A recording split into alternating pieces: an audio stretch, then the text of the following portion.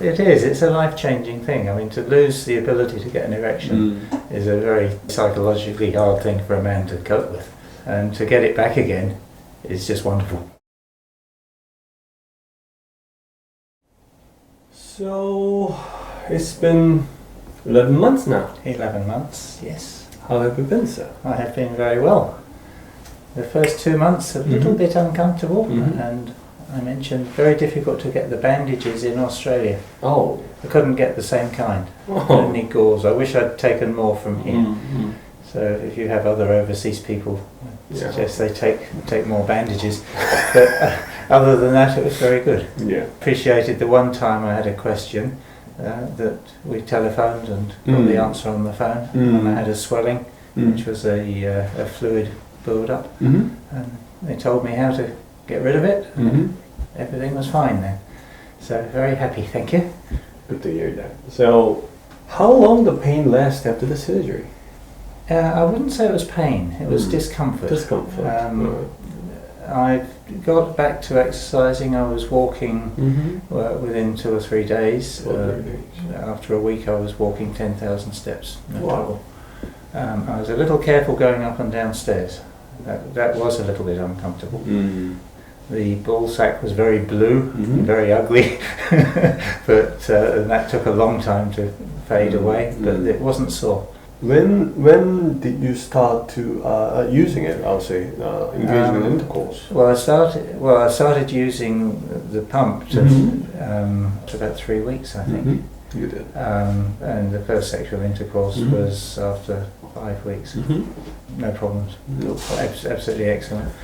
Since I started pumping it, I've put it up almost every day, just to keep it in cycling. Good. And getting used to it, and I'm very comfortable with it now. The length right after the surgery was 11.5. Yeah. And 4 weeks after, when you measured, it was 9. So 2.5 centimeter decrease. Yeah. And it's been a year, but still the length is 9. Yeah. Which means that there is a good chance that if you keep exercising, it will get better over the time. Okay. So I want you to keep your exercise for the next year and a half. Yeah. Okay. So I have some patients who's in 20s, 30s, or 40s. Yeah. They're pretty young. Yeah. So they have a more chance to use the implant. And what's interesting is that I haven't seen any for the past decade, any young patients having a mechanical failure. However, those patients who have a mechanical failure is usually in their 60s or 70s. After the surgery, they play it for a while, and then they forgot about it. So after 6 months later or 2 years later, they try to cycle the device. They can't really pump it up properly. So seems like some surgeons thought that using it less will be protective or for its mechanical, property. On the other hand, actual finding is that if you use more frequently, seems like it has a protective effect on the mechanical failure. So I want you to keep cycling it, even though you do not engage in the sexual intercourse, but use it for now, for the next year and a half, you do it every day. But after that, maybe once in 2 or 3 days at least. It feels comfortable as well. So if I go 2 days without doing it, I feel as though I need to do it. Good. And so I fairly regularly. Seems like if you don't use it for a while, let's say several months, then patients kind of overforce the pump to start or cycle the device. I guess that may be the reason why the tubing was fractured or something like that. Might be a reason why. So. But I think some tubing it gets stiff if it's not flexing all the time. Who knows? But it could be. It should be cycled so that it won't be stuck. So that's what I suspect. For now, you are in great shape. And I guess you have no objection with that. Nobody will object with that. I'm smiling. I'm smiling. No, you got my life back, really. Thank you. Oh, my pleasure. Well, it is. It's a life-changing thing. I mean, to lose the ability to get an erection is a very psychologically hard thing for a man to cope with, and to get it back again is just wonderful. Does anybody tell you that you look younger? Oh, my wife does. Your wife does.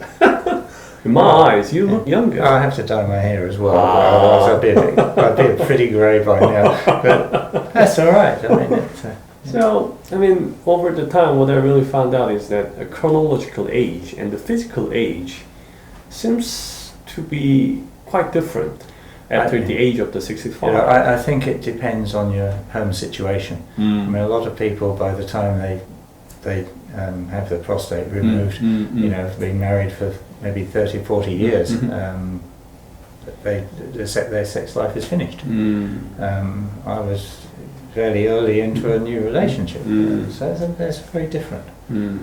It seems like physical age is much younger than your chronological age. Oh yeah, I don't feel 77. I feel much younger. Yeah. Well, but I exercise all the time. I look after myself. So, yeah.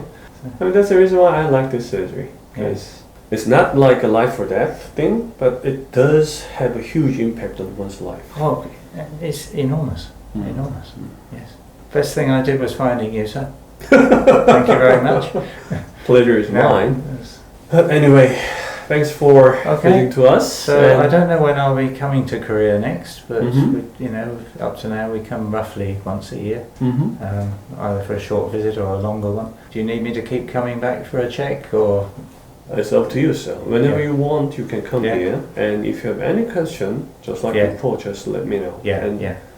To be honest with you, if there's no problems, there's probably no need. After like 2 or 3 months of exercising, patients use their device much better than us.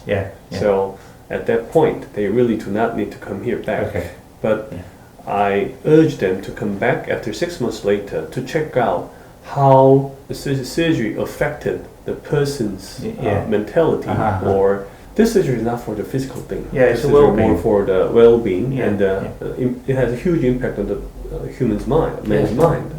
So that's what I want to see. Because if that person looks happy, means that I did a good job. If he doesn't, I didn't. Well, out of 100, I give you 110. Okay. Thank you. Dr. Park, lovely to see you.